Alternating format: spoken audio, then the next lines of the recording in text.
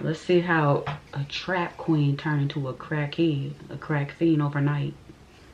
Let's get into it. When I seen it, I was like, this is wild. This is crazy. This is Florence Simmons, at home in the decayed and threatening streets of one of New York City's most impoverished black areas. It's on streets like this one that Florence Simmons' life with drugs has come full circle, starting when she was known as the Queen, a name she earned as one of the best cooks or makers of crack, a new, cheap, and deadly form of cocaine. That was in her heyday as one of the biggest drug dealers in her part of New York, until she made the near-fatal mistake of sampling her own stash.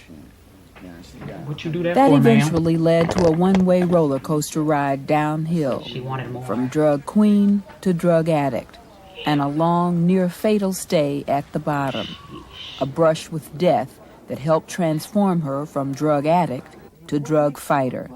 What makes you feel like really this is it this time? Why? Because all the programs that I went into. Now Simmons, who is 37 years old, spends most of her days like this, in a small church-sponsored program, People United to Save Our Children.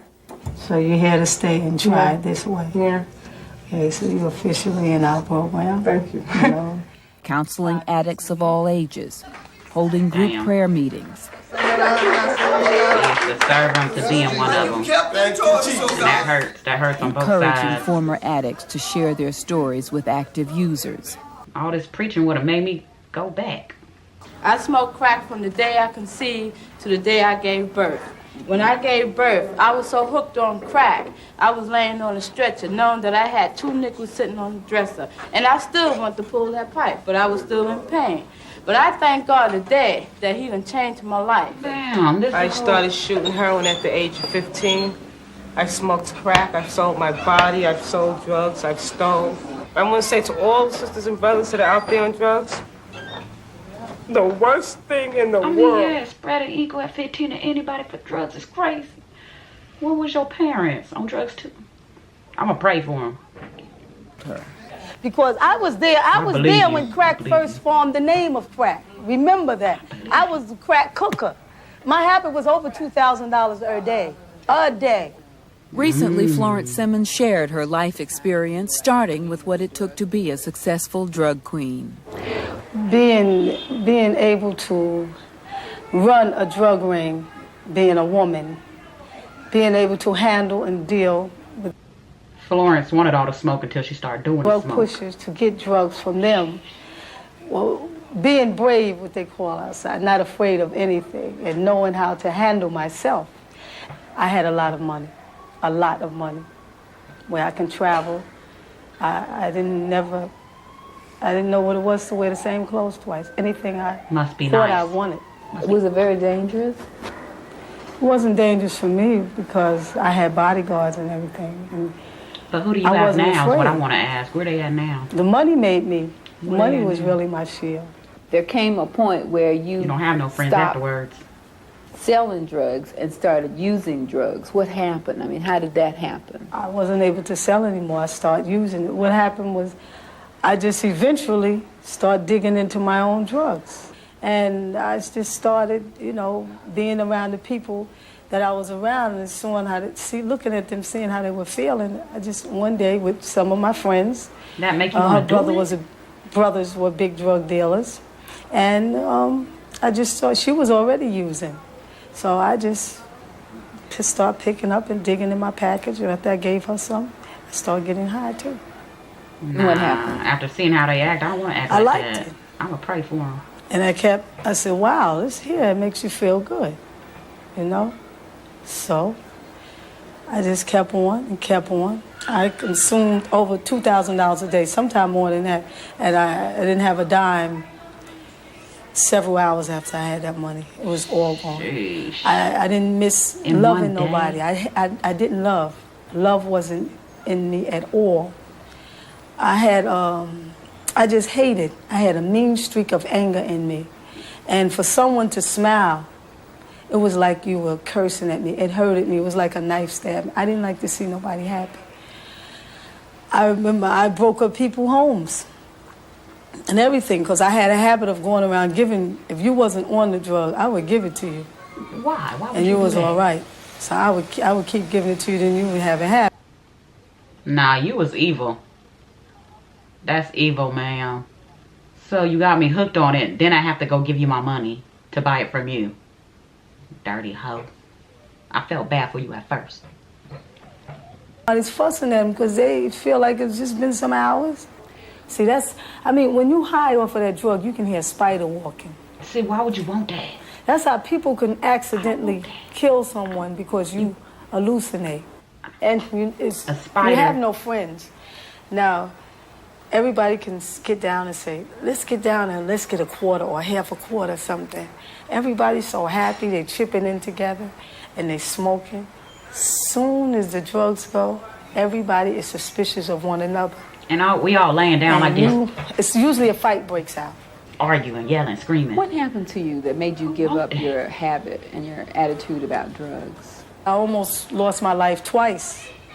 It had to be the grace of God. I remember that I was going to jump out the window because I was sitting there looking at the birds flying, and the sun was so bright. You wanted to be a bird. And I remember something saying, you can fly just like those birds. I knew she was going to say That's that. why I That's some can crackhead understand shit. how somebody can jump out of a window and think they can fly. I wound up, it was 15 years of drugs, 5 years of alcohol, and all of this, a total of 20 years. And all of this, a total of 20 years, all of this was in my life. And it was about going into my 15th year, I started really feeling tired. After 15 years? Because I wasn't getting high anymore. And I was tired of the things that I was doing. And really, I would come into a thing of in and out of the way I treated my children, you know. And when I'd be able to see for a minute, I'd feel bad, but there wasn't nothing I can do about it. The incident that I remember of my daughter, how she was standing on this blue crate, fixing, she had flour, Aunt Jemima flour and water in a bowl, and then she was making pancakes. She was right next to me. I was right next to her at the other side of the stove, but I was making crack. And only for Pancakes or crack? Pancakes or crack? just for a second, I looked and everything got bright. I'll never forget that. And I looked, and there she was, standing there. Her brother was just holding on to her. They Because had of become you. inseparable. Nothing. scared Everything they did together. They went to the bathroom together. They did everything together. You know, she had become his mother. She was 5? 5 years old. She had became his mother. Before I go back to drugs again, I asked God to take my life if I would ever. I would rather, if I had a problem so bad that I felt like I was going to, if I picked that drug up, I would kill myself first. Because I know what I went through already, and I can't go through that again. They arrested you for credit card fraud, right? Yes. And for some reason, when they locked me up, I'm telling you the truth, I said, I'm glad, that's good. I'm glad. Because I knew I wasn't going to stop on my own. Dang. I Now knew I that couldn't hurts. stop on my own. And I knew I didn't have That the hurts. strength to walk into a program. You know, that's why this program is good. Because if you call places, they always give you an appointment. And it seems like if a place gives you an appointment, that turns you off right then and there. Where are the mistakes? Where is the system making its mistakes with drug users, you think? Or Doing it, I believe a lot is they go by the books. You know, a person can go to school, they can read books, and they can get a degree for something like this. But that's not going to help a person, really, because I wouldn't open up to you. I wouldn't tell you all the horrible things that I really feel is like stupid. You wouldn't understand. Facts, we wouldn't No matter understand. what We you wouldn't do read. that shit. Just wouldn't understand. Right. do you see any light at the end of this tunnel? Any hope? in Yes, all I of do. this? Where? Yes, I do.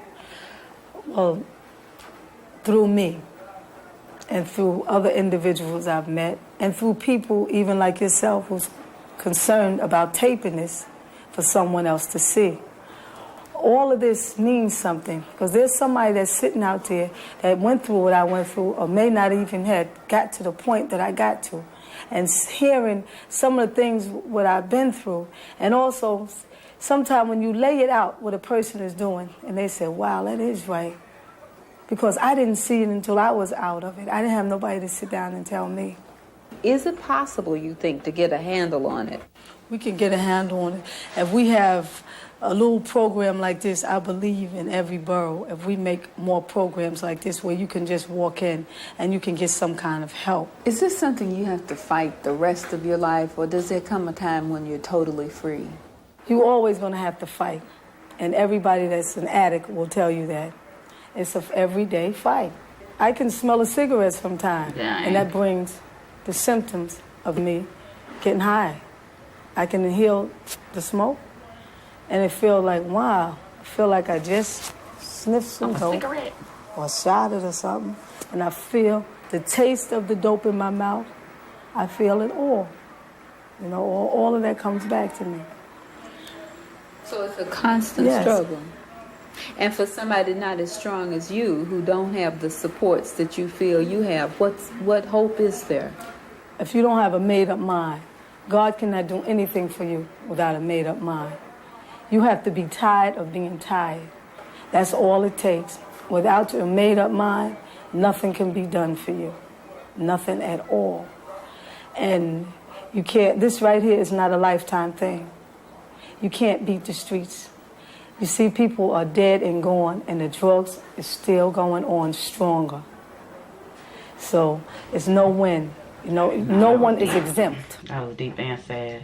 She ain't tell us her little sad story. She told us how she would become a drug dealer and then got other people on it to supply her, to help her grow her money, her business. She started dipping in the supply because she seen her homegirl do it or the homeboys do it. Nah, so moral of the story, don't let nobody put you under peer pressure. If you see what it does to people, you see they hurt them and they do stuff, you know, that's the unthinkable. Please don't do it, y'all. Don't do it. When I seen this, I was like, this is crazy, this is wild. But we can pray for them. Just don't go do drugs. Just pray for them. Sheesh.